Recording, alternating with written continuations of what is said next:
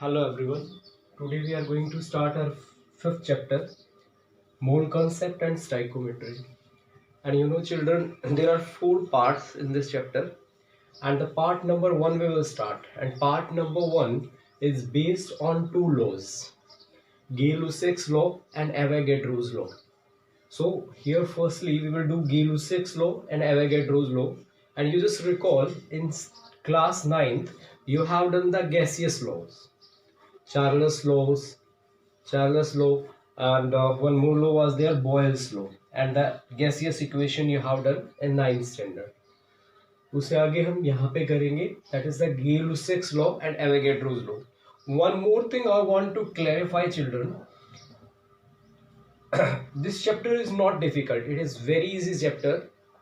But होता क्या है कि जितने भी समझाना पड़ता है जिसको भी, वो सारी चीज़ों को चैप्टर वाइज ना समझा के सभी बेसिक चीज़ों को बिल्कुल चैप्टर के स्टार्ट में ही समझा देते हैं, तो बच्चों को समझ नहीं आ पाता कि कौन सी चीज़ कहाँ यूज़ होगी. तो हम बहुत आराम से करेंगे. हम जितनी भी थ्योरी जिस भी पार्ट में यूज़ होगी, जितने भी बेसिक कंसेप्ट जिस भी पार्ट में यूज़ होंगे, हम वहीं करेंगे, एकदम से पहले नहीं करेंगे हम.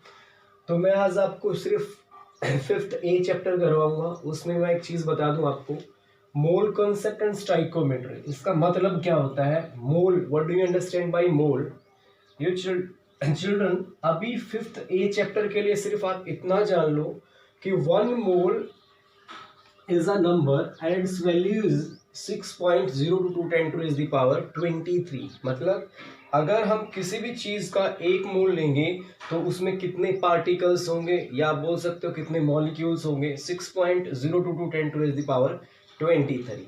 इसमें इतना ही जानने की जरूरत है Gay-Lussac's लॉ में. बाकी मोल कॉन्सेप्ट का जितना भी बेसिक है, how it come into play और इसकी जरूरत क्यों पड़ी, हम फिफ्थ बी में करेंगे. तो इस पार्ट में, फिफ्थ ए पार्ट में, सिर्फ इतना ही जरूरी है कि मोल एक नंबर है और एक मोल की जो वैल्यू होती है, जैसे एक डजन की वैल्यू 12 होती है, ऐसे ही एक मोल की वैल्यू 6.022 10 to the power 23 होती है. बाकी चीजें आपको नीचे. Stoichiometry. Stoichiometry, what do you mean by stoichiometry? आप कोई भी क्वेश्चन लिखते हो, उसके आगे जो कॉफिशिएंट आते हैं ना, जैसे यहाँ पे 1 है, अगर नहीं लिखा, यहाँ पे 1 है, यहाँ पे 2 है, ये स्टाइकोमेट्री को रिप्रेजेंट करता है कि कितने मोल्स है, कितनी वॉल्यूम्स है. अब हम बात करेंगे बच्चों लॉज की. जो सबसे पहला लॉ हम करने वाले हैं वो Gay-Lussac's लॉ है. जैसे हमने बॉयल्स लॉ किया था, उसके बाद चार्ल्स लॉ किया था, गैस इक्वेशन की थी, उसको थोड़ा सा आगे बढ़ाएंगे हम, Gay-Lussac's लॉ, और सेकेंड है Avogadro's लॉ. तो इसको बड़े ध्यान से देखें और बहुत ईजी है, बहुत मतलब अगर आप बेसिक चीज़ें इसकी देखोगे और इसको समझ पाओगे, बिल्कुल बेसिक समझाऊंगा आपको. When gases react, जब जब गैसें रिएक्ट करेगी, they do so in volume, वो ऐसा कर पाएंगी अपनी वॉल्यूम की वजह से. और वो वॉल्यूम कैसा होगा? which bear simple ratio to one another, जो एक दूसरे का क्या होगा? सिंपल रेशियो होगा, मतलब पॉइंट्स में नहीं होगा. And to the volume of gaseous product, और ऐसा ही वो किसके साथ रिलेशन रखेगा? प्रोडक्ट के साथ. अब मैं एक इक्वेशन के साथ आपको समझाता हूँ बच्चों, आप समझ पाओगे. कहता है व्हेन गैसेस रिएक्ट, यहाँ पे दो गैसेस ली हैं S2 एंड Cl2, जब ये रिएक्ट करेगी, they do so on in volume, वो ऐसा करेंगी अपनी वॉल्यूम की वजह से. Which bear simple ratio to one another. इसका मतलब क्या है कि ये क्या होगा? It will be one volume, आगे कुछ है इसके, वन वॉल्यूम, और ये भी क्या होगा? One volume. और जब कंबाइन करेगी तो it form the two volume. कहाँ से मिला बच्चों मेरे को? यहाँ पे 1 है तो ये 1 वॉल्यूम, यहाँ पे 1 है तो ये 1 वॉल्यूम, और ये 2 वॉल्यूम. अब Gay-Lussac's लॉ बड़ा सिंपल है, देखो ध्यान से. कहता है जब जब gases, when gases react they do so in volume. कहता है जब जब गैसेस रिएक्ट करेंगी, वो ऐसा किसके बेस पे करेंगे? अपनी वॉल्यूम के बेस पे करेंगी. ठीक है, अपनी वॉल्यूम के बेस पे करेंगे. और वो वॉल्यूम एक दूसरे की क्या होगी? सिंपल रेशियो होगी. जैसे यहाँ पे 1:1:2. तो जो गैसेस रिएक्ट कर रही हैं वो अपनी वॉल्यूम के बेस पर कर रहे हो, जो सिंपल रेशियो है, मतलब होल नंबर रेशियो है. इसमें पॉइंट्स नहीं आएगा, 1/2 रेशनल नंबर की फॉर्म में नहीं आएगा. अब यहाँ पे देखो, 1 volume of nitrogen combined with 3 volume of hydrogen and form 2 volume of ammonia. Means अब देखो ध्यान से, when gas N2 react with gas S2, और वो ऐसा कर पाती है अपनी वॉल्यूम की वजह से. दे do so in volume, one volume combine with the 3 volume, और वो जो गैसियस प्रोडक्ट आएगा उसका भी क्या होगा, सिंपल रेशियो होगा। मतलब अब देखो 2 है इधर, तो 1:3:2 आया, पॉइंट्स में नहीं आ सकता, बाई की फॉर्म में नहीं आ सकता, बस ये गैस लॉ यही बोलना चाहता है आपको। और जो ये वॉल्यूम आई बच्चों, एक और ध्यान दो आप, 1 वॉल्यूम प्लस 1 वॉल्यूम, कोई बहुत सारे बच्चे इसको ऐड करना स्टार्ट कर देते हैं कि 1 volume combine with the 1 volume form the 2 volume, but ऐसा नहीं होता सभी केसेस में। यहाँ पे देखो 1 volume combine with the 3 volume produce the 2 volume of ammonia. तो आप देख पा रहे होगे कि एड अप नहीं होता ये सिर्फ सिंपल रेशियो होता है। यही गेल-लुसैक्स लॉ आपको बताना चाहता। तो I think it is clear to you. एक बार और बता देता हूं मैं, when gases react they do so in volume, जब गैसें रिएक्ट करती हैं वो ऐसा कर पाती है अपनी वॉल्यूम के बेस पे, which bear simple ratio to one another, जो एक दूसरे का सिंपल रेशियो होता है, and to the simple ratio with the product as well, और प्रोडक्ट का और रिएक्टेंट का भी क्या होता है, सिंपल रेशियो ही होता है अपने आप के दोनों के साथ। तो ये गेल-लुसैक्स लॉ था बच्चों। अब अगला लॉ हम पढ़ेंगे वो है Avogadro's law.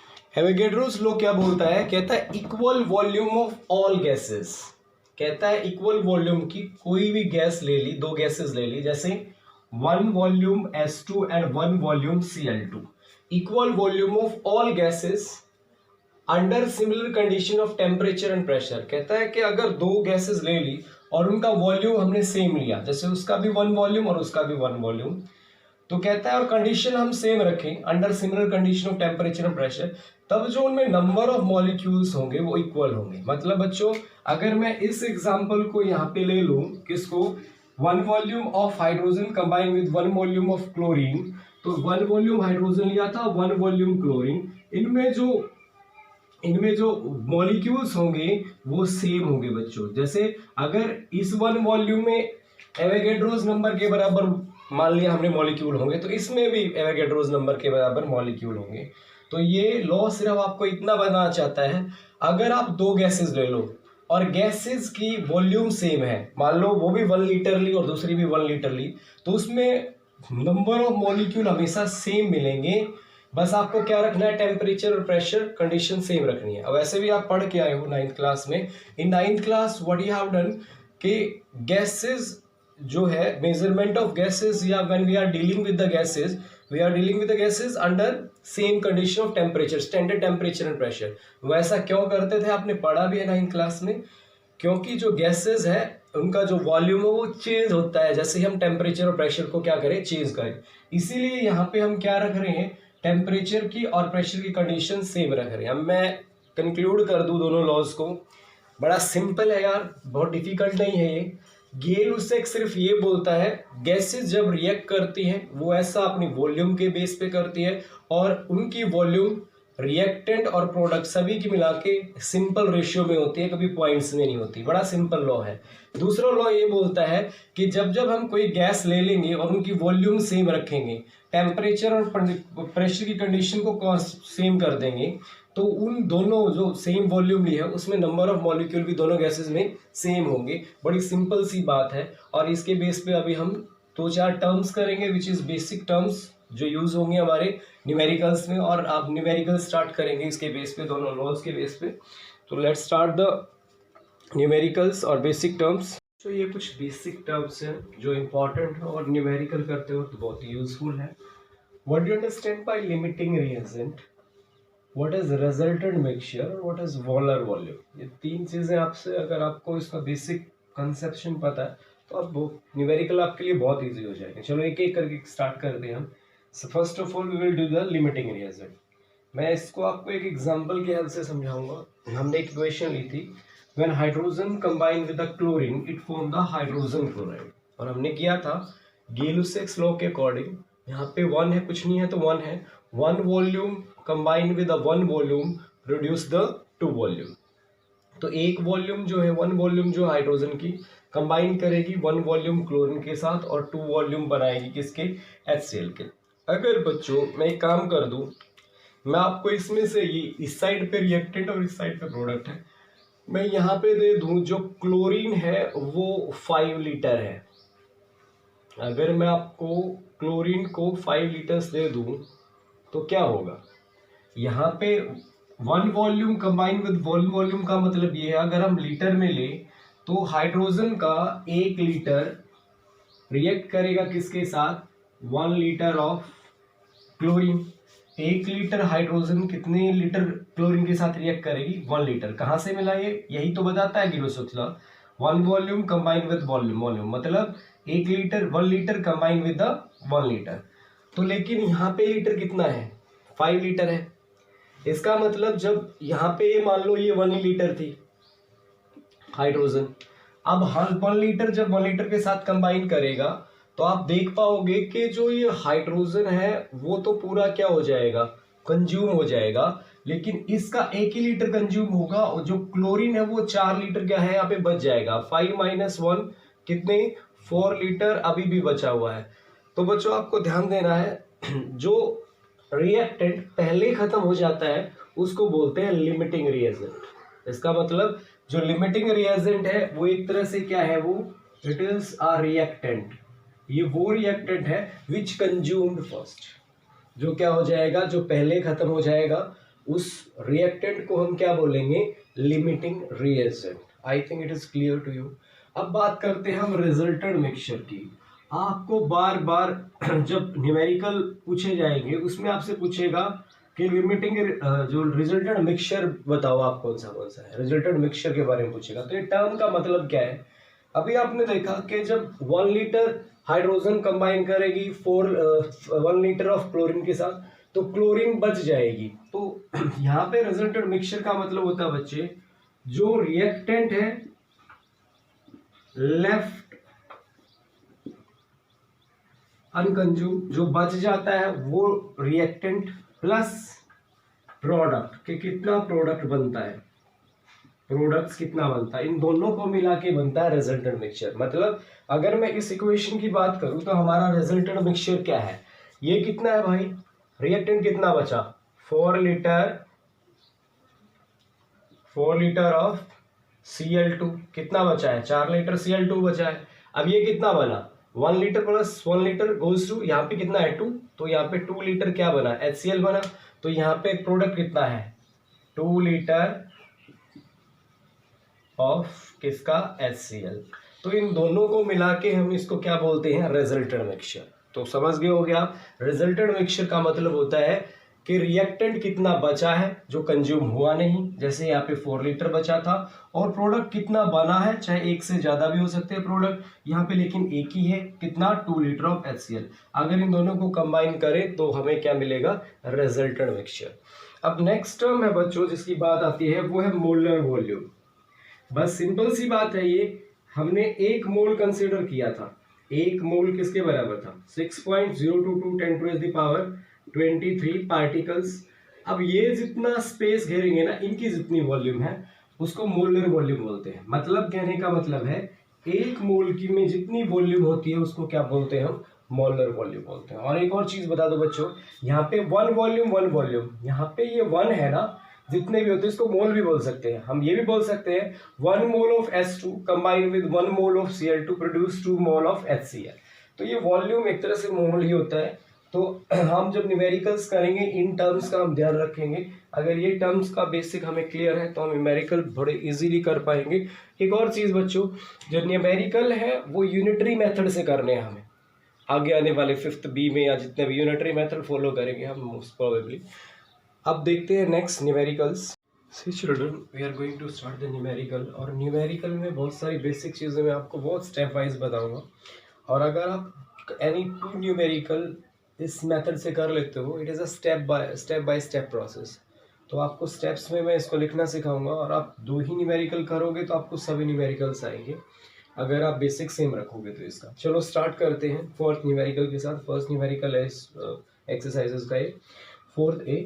Calculate the volume of oxygen at STP. What we have to find out, volume of oxygen at STP required for the complete combustion of 100 liter of carbon monoxide at the same temperature and pressure.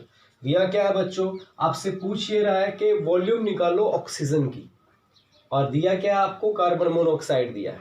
कितना carbon monoxide दिया है आपको, 100 litres. क्या दिया बच्चों, 100 litre carbon monoxide. तो आपको उसने 100 लीटर कार्बन मोनोऑक्साइड दिया है और पूछ क्या रहा है बच्चों आपसे कि जब 100 लीटर को पूरा कंबशन होगा कार्बन मोनोऑक्साइड का तो कितनी ऑक्सीजन रिक्वायर्ड है, यही बात पूछी है, बाकी कुछ नहीं है इसमें। अब हमें क्या करना है, ये एक स्टेप बाय स्टेप प्रोसेस है इसके न्यूमेरिकल्स, तो मैं आपको स्टेप में बताता हूँ। स्टेप नंबर 1, आप पहले तो इक्वेशन लिखोगे which is given in the numerical. हो सकता है ना भी दी हो आपको, लेकिन ज्यादातर दी जाती है। 2CO + O2 goes to 2CO2। Step number 1 बड़ा इजी है, आपको सिर्फ इक्वेशन लिखनी है। स्टेप नंबर 2 में कर लेना बच्चों आपको अप्लाई गिब्स-सेक्स लॉ। आपने क्या सीखा था गिब्स-सेक्स लॉ में, जो इसके आगे है वो वॉल्यूम बन जाएगी। 2 volume combine with 1 volume of oxygen and produce 2 volume of carbon dioxide. अब आप हमेशा ऐसा बोलोगे 2 volume of carbon monoxide combine. अगर आप रिएक्टेंट का बता रहे हो तो कंबाइन बोलोगे, और अगर प्रोडक्ट बोल रहे हो तो प्रोड्यूस बोलोगे आप। 2 volume of carbon monoxide combine with the 1 volume of oxygen to produce 2 volume of carbon dioxide. ये हमने अप्लाई कर दिया गिब्स-सेक्स लॉ, क्योंकि न्यूमेरिकल किसके ऊपर बेस्ड है, Gibbs-sex. I think step number 1 और स्टेप नंबर 2 आपको क्लियर है। स्टेप नंबर 1 में सिर्फ इक्वेशन लिखनी है और स्टेप नंबर 2 में आपको कर देना है अप्लाई गिब्स-सेक्स लॉ। बड़ा ही सिंपल है बच्चों ये, इसमें तो कोई दिक्कत ही नहीं है।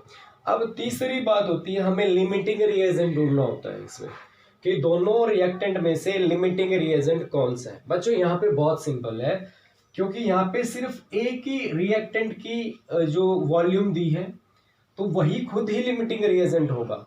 अगर मान लो ऐसा करते, ये 100 दिया है, ये 50 दिया है, तो हमें होती डिफिकल्टी निकालने में न्यूमेरिकल को, तब हमें लिमिटिंग रिएजेंट को ढूंढना पड़ता। लेकिन अब की बार तो यहाँ पे क्या दिया है कि सिर्फ एक ही रिएक्टेंट की वैल्यू दी है, एक ही रिएक्टेंट का वॉल्यूम दिया है, दूसरे का दिया ही नहीं, तो इसीलिए लिमिटिंग रिएजेंट वही हो जाएगा जो गिवन है। तो लिमिटिंग रिएजेंट यहाँ पे कौन है जी, कार्बन मोनोऑक्साइड। अब करोगे क्या, जो थर्ड स्टेप मैंने बनाया सिंपलिसिटी के लिए, कोफिशिएंट ऐसे कैसे है 2, मोल लगा लो इसको, वॉल्यूम 2। अब जो वॉल्यूम है उसकी जगह पे हम क्या कर देंगे, लीटर में कन्वर्ट कर देंगे उस वॉल्यूम को। यहाँ पे 100 लीटर दिया है, तो वॉल्यूम की जगह हम क्या प्लेस करेंगे बच्चों, थोड़ा सा ध्यान देने की जरूरत है इधर। ये आपको समझ में आ गया तो कोई दिक्कत ही नहीं होगी। अब मैं इस V को रिप्लेस करूंगा, वॉल्यूम को रिप्लेस करूंगा किसके साथ, गिवन क्वांटिटी के साथ, 100 लीटर के साथ। लेकिन मैं यहाँ पे 100 लीटर नहीं लिख सकता, मेरे को क्या करना होगा, जो वैल्यूज लिमिटिंग रिएजेंट की दी है, जो वॉल्यूम उस लिमिटिंग रिएजेंट की दी है, और उसके सामने जो कोफिशिएंट है उससे इसको डिवाइड करूंगा। 100 डिवाइडेड बाई 2, मैथ्स आपका स्ट्रॉन्ग है ही, 50 लीटर। तो कितना हो जाएगा, 100 डिवाइडेड बाई दिस कोफिशिएंट कितना हो गया, 50। तो मैं इस वॉल्यूम की जगह यहाँ पे क्या लिखूंगा जी, 50 लीटर। क्या लिखूंगा, हर जगह जहां पे वॉल्यूम थी मैंने क्या लिख दिया जी, 50 लीटर। यहाँ पे भी मैं क्या लिखूंगा, 50 लीटर। अब बच्चों क्या हुआ, जब 2 वॉल्यूम कार्बन मोनोऑक्साइड जब कंबशन हो रहा था तो कितना रिक्वायर्ड था ऑक्सीजन, वॉल्यूम।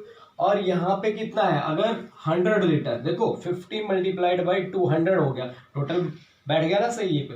100 लीटर कितना रिक्वायर्ड होगा, 50 लीटर। तो आंसर तो हमें पता लग ही गया कि 50 litre of oxygen is required. लेकिन बच्चों अगर आप डायरेक्ट आंसर कर दोगे ऐसे तो आपको मार्क्स नहीं मिलेंगे, क्योंकि स्टेप वाइज मार्क्स वो देंगे आपको, यूनिटरी मेथड आपको फॉलो करना है। तो आगे स्टेप नंबर 4 में आप क्या करोगे बच्चों, आप इसकी स्टेटमेंट बनाओगे। कैसे, इन 2 स्टेप से, इस स्टेप से और इस स्टेप से। क्या लिखोगे, हमें क्या निकालना है, calculate the volume of oxygen. तो वॉल्यूम ऑफ ऑक्सीजन उधर आएगी और जो गिवन है वो इधर आएगा। आप लिखोगे 2 वॉल्यूम ऑफ कौन, carbon monoxide required. Why I am saying required, क्योंकि अगर आप प्रोडक्ट का निकाल रहे हो तो रिक्वायर्ड आता है, अगर आप आप रिएक्टेंट निकाल रहे हो तो रिक्वायर्ड आता है, और अगर आप प्रोडक्ट निकालोगे तो क्या आएगा, फॉर्म्ड आएगा। यहाँ पे बस इतना ही फर्क होता है। 2 वॉल्यूम ऑफ कार्बन मोनोऑक्साइड कहां से लिख रहे हैं बच्चों, इस वाली इक्वेशन से। 2 volume of carbon monoxide required, 1 volume of oxygen. और यहां से फिर अगला स्टेप, यहां से 100 litre of carbon monoxide required, how much, यहाँ पे देखो कितना है, 50 liter of oxygen. So oxygen required कितनी होगी 50 litre and this is your answer. अब बच्चों अगर आपको लगता है कि न्यूमेरिकल ऐसे इसको चेंज भी कर सकता हो, उठा के पूछ ले कि यहाँ पे सिर्फ ये ना पूछे कैलकुलेट द ऑक्सीजन रिक्वायर्ड, ये भी पूछ ले how much carbon dioxide is produce, तो ये भी सिंपल होगा. Step number 1 same, step number 2 same, step number 3 same, लेकिन यहाँ पे चेंज हो जाएगा. यहाँ पे क्या करोगे, 2 volume of carbon monoxide produce, कितना 2 वॉल्यूम ऑफ कार्बन डाइऑक्साइड. यहाँ पे भी चेंज हो जाएगा. 100 litre of carbon monoxide produce, कितना 100 लीटर ऑफ कार्बन डाइऑक्साइड. इस तरह से वो कार्बन डाइऑक्साइड का भी पूछ सकते हैं आपसे, और इस तरह से आपकी चीजें पूछी जाएगी. बस मेन था लिमिटिंग रिएजेंट को फाइंड आउट करना, और यहाँ पे वो इजी था बच्चों. चलो अगला न्यूमेरिकल हम देखते हैं. नेक्स्ट न्यूमेरिकल जो है बच्चों वो 12th न्यूमेरिकल. बीच में मैंने छोड़ दिया क्योंकि मेथड तो सेम ही है. स्टेप अगर आप सीख लेते हो तो पूरी एक्सरसाइज में आपको सारे सब एक ही जैसे लगेंगे, न्यूमेरिकल एक ही जैसे लगेंगे. इसमें हो क्या रहा है अभी ध्यान से देखते हैं हम. कुछ चीज़ें बढ़ेंगी इसमें, कुछ ज़्यादा क्लियर होगा आपको इस न्यूमेरिकल से. कहता है 450 centimetre cube of nitrogen monoxide and 200 centimetre cube of oxygen are mix together. कहता है ये 450 सेंटीमीटर क्यूब और ये 200 सेंटीमीटर क्यूब ली. ये कितना लिया, 450 सेंटीमीटर क्यूब गिवन है, और ये कितना है 200 सेंटीमीटर क्यूब गिवन है. कहता है दोनों ली, मिक्स की, इग्नाइट कर दी, मतलब आग लगा दी, उनमें कम्बशन कर दिया. Calculate the composition of resulted mixture. देखो ना बच्चों आगे ना वही टर्म रिजल्टेड मिक्सचर. अब रिजल्टेड मिक्सचर का यहाँ पे मतलब क्या है, उसका मतलब है कि कौन सा जो रिएक्टेंट है वो अनकंज्यूम्ड बचेगा, कंज्यूम होगा ही नहीं, और पूछेगा कितनी जो प्रोडक्ट है वो बनेगा. तो हमें 2 स्टेप में 2 स्टेप में इसको निकालना है. अब ध्यान से देखेंगे इसको. देखो कि फर्स्ट स्टेप क्या था, पहले न्यूमेरिकल सीखा आपने, इक्वेशन लिखनी थी, वो बिल्कुल गिवन है, बड़े आराम से लिख लोगे. लेकिन लिखते वक्त एक ध्यान रखना बच्चों कि पेज को ढंग से कवर करो आप, ताकि चीज़ें ऐसी ना हो कि समझ में ना आए. पूरे पेज को ढंग से कवर करो. ये जो गैप है इसके बीच में इसके ये इक्वल रखो, ताकि आप जब रेशियो पुट करो तो इक्वल डिस्टेंस पे आए. थोड़ा सा ये ध्यान रखना. तो फर्स्ट स्टेप में क्या करोगे बच्चों, इक्वेशन लिखनी थी. मैंने उठा के ये इक्वेशन इधर लिख दी, कुछ नहीं किया, simple, very simple. Step number 2 वो उससे भी सिंपल. यहाँ पे जो कोफिशिएंट है उनको वॉल्यूम बना के रख दिया, मैंने अप्लाई कर दिया गेलो-सेक्स लॉ को. यहाँ पे 2 वॉल्यूम, यहाँ पे 1 वॉल्यूम, और यहाँ पे 2 वॉल्यूम. तो 2 volume of nitrogen monoxide combine with 1 volume of oxygen produce 2 volume of nitrogen dioxide. बड़ा सिंपल था बच्चों, यहाँ तक आपको समझ में आ गया. अब स्टेप क्या था बच्चों, तीसरे स्टेप में हम ढूंढते थे लिमिटिंग रिएजेंट को. फर्स्ट न्यूमेरिकल में सिर्फ एक ही रिएक्टेंट की जो वॉल्यूम है वो दी थी, लेकिन यहाँ पे दोनों रिएक्टेंट की वॉल्यूम दी है. अब हमें डिसाइड करना है कि इन दोनों में से लिमिटिंग रिएजेंट कौन सा है, मतलब पहले कंज्यूम कौन होगा. अब इसके लिए करना क्या बच्चों, मैंने बोला था वॉल्यूम को यहाँ पे लीटर से या सेंटीमीटर क्यूब जो गिवन है उससे रिप्लेस करेंगे. तो किससे करेंगे, जो लिमिटिंग रिएजेंट होगा उससे करेंगे. कैसे फाइंड आउट करें कौन सा लिमिटिंग रिएजेंट है, ये स्टेप आपने सीख लिया, मतलब आपने न्यूमेरिकल सीख लिए सारे. अब देखो 450 यहाँ पे 200, जो कोफिशिएंट इसके आगे दिया है यहाँ पे 2 दिया है, और यहाँ पे क्या है बच्चों 1 है. तो डिवाइड कर दो. 450 डिवाइडेड बाई 2 कितना आ गया 225, और 200 डिवाइडेड बाई 1 कितना आ गया, 1 से क्यों किया, क्योंकि यहाँ पे 1 है, तो वो 200 आ गया. तो दोनों में से छोटा कौन सा है, 200 या 225 डिवाइड करने के बाद. तो आप बोलोगे, मैं थोड़ा स्ट्रॉन्ग है आपका, आप बोलोगे 200 जो है वो छोटा है, तो वही लिमिटिंग रिएजेंट होगा. एक बार और रिपीट कर दूं, जो आपको अगर दोनों रिएक्टेंट दिए हैं उनमें से लिमिटिंग रिएजेंट कौन सा है ये मालूम करना आपका, तो कोफिशिएंट से डिवाइड कर दो जो इसके आगे दिया है. तो 450 डिवाइडेड बाई 2 225 आया, और यहाँ पे 1 था, 200 डिवाइडेड बाई 1 ये 200 ही आया. तो जो ये वाला है ये छोटा है, तो ये लिमिटिंग रिएजेंट है. तो आप एक बार लिख लो इसको, आपको फायदा हो जाएगा. यहाँ पे जो आप लिखोगे लिमिटिंग रिएजेंट, तो भाई वो लिमिटिंग रिएजेंट कौन है, ऑक्सीजन है. कौन है लिमिटिंग रिएजेंट, ऑक्सीजन है. तो अब डिवाइड करने के बाद क्या आया, 200 डिवाइडेड बाई 200, तो सारी की सारी वॉल्यूम किससे रिप्लेस हो जाएंगी, 200 सेंटीमीटर क्यूब, यहाँ पे भी वॉल्यूम की जगह 200 सेंटीमीटर क्यूब और 200 centimetre cube. I think it is clear to you. और ऑलमोस्ट आपका न्यूमेरिकल सोल्व हो गया। आंसर तो आपको यहाँ से पता लग गया। उन्होंने पूछा क्या है, रिजल्टेंट मिक्सचर कौन का, ये तो कंज्यूम हो जाएगा क्योंकि ये लिमिटिंग रिएजेंट है। अनकंज्यूम्ड कौन बचेगा बच्चों, देखो ध्यान से, 200 मल्टीप्लाइड बाय 2 कितना होगा 400, लेकिन ये टोटल कितना दिया है 450, तो कितना बच जाएगा 450 माइनस 400, ये 50 सेंटीमीटर क्यूब NO बचेगा। ठीक है, ये अनकंज्यूम्ड बचेगा। और ये कितना प्रोड्यूस होगा, यहाँ से आंसर पता ही लग जाता है, 400 सेंटीमीटर क्यूब प्रोड्यूस होगा। लेकिन ये सिर्फ इतना देख के आप आंसर कर दोगे, आपको मार्क्स नहीं मिलेंगे। एक यूनिटरी मेथड आपको फॉलो करना है। तो स्टेप नंबर 4 मैं आपको ध्यान से पढ़ाता हूँ, ध्यान से देखना। अब हमें क्या करना है, हम स्टेप नंबर 4 में 2 चीजें निकालेंगे। तो अलग अलग 2 स्टेटमेंट बनाएंगे इधर। कैसे, पहला है क्या, रिजल्टेंट मिक्सचर कौन अनकंज्यूम्ड बचेगा, तो हम लिमिटिंग रिएजेंट से स्टार्ट करेंगे। पहले तो इधर से हम बोलते थे क्योंकि लिमिटिंग रिएजेंट पहले वाला था, पहले न्यूमेरिकल में, अब की बार ये वाला है, तो यहां से स्टार्ट करेंगे। 1 वॉल्यूम ऑफ ऑक्सीजन रिक्वायर्ड, कहता है 1 वॉल्यूम ऑक्सीजन को रिक्वायर्ड है कितना, 2 वॉल्यूम ऑफ NO, है कि नहीं है। देखो ध्यान से, लिमिटिंग रिएजेंट इधर से स्टार्ट करेंगे। ये नहीं कि 2 volume of NO required oxygen, नहीं, ये जो लिमिटिंग रिएजेंट है उससे स्टेटमेंट बनना स्टार्ट होगी। 1 volume of oxygen required 2 volume of NO। दूसरा इधर से स्टार्ट करेंगे हम, 200 सेंटीमीटर क्यूब। बच्चे बस यही गलती करते हैं, वो स्टार्ट पहले से ही करते हैं। हमें स्टार्ट करना है लिमिटिंग रिएजेंट से। किससे स्टार्ट करना बच्चों, ये स्टेटमेंट बनाना लिमिटिंग रिएजेंट से। 1 volume of oxygen required 2 volume of NO। और इसी के नीचे वाला देखो, 200 centimetre cube of oxygen required how much, 400, 2 2 जा 4, 400 सेंटीमीटर क्यूब ऑफ NO।